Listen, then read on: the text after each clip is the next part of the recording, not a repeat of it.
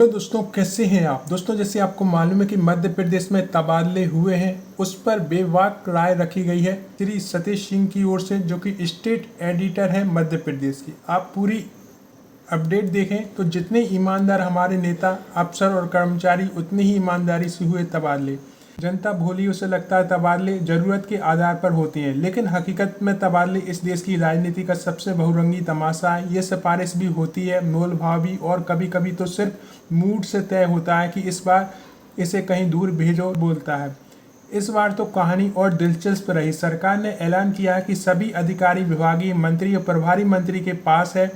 कार्यकर्ता मुस्कुराए कि अब तो अपनी चलेगी। मंत्री गदगद हुए कि अब कुछ तो कर सकेंगे, लेकिन जैसी सूचियां आई सबका चेहरा उतर गया। जिला अध्यक्ष से लेकर मंत्री तक एक स्वर में बोले, हमें तो इन नामों का पता ही नहीं चला। बड़े नेताओं की सिफारिशों तक धरी की धरी रह गई। दो मंत्री करण सिंह वर्मा और श्री प्रद्युम्न सिंह तोमर ने तो कैबिनेट मीटिंग में सीएम के सामने ही कह दिया कि हमारी तो चल ही नहीं, अफसरों ने ही सारे तबादले कर दिए। बाकी मंत्रियों ने चुपचाप इन दो बहादुरों को कंधे पर थपथपाकर सम्मानित किया।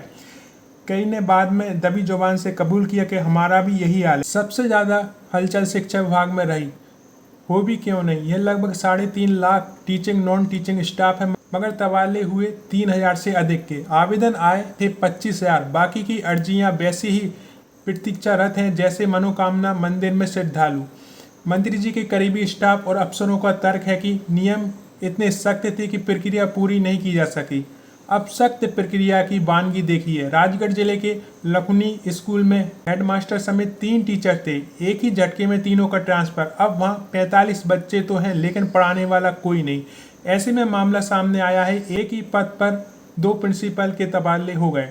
डायरेक्टेड ऑनलाइन आदेश निकाल दिया तो वल्लभ भवन ने ऑफलाइन। ऐसे में मामले सामने आए हैं कि 2 स्कूलों का ऑप्शन दिया, ट्रांसफर तीसरे में हो गया। खैर, जिम्मेदार ये यूं ही कहेंगे कि शिक्षा के ठेकेदार झूठ तो बोलेंगे नहीं। सवाल किया, इस बार भी तबादलों में भ्रष्टाचार?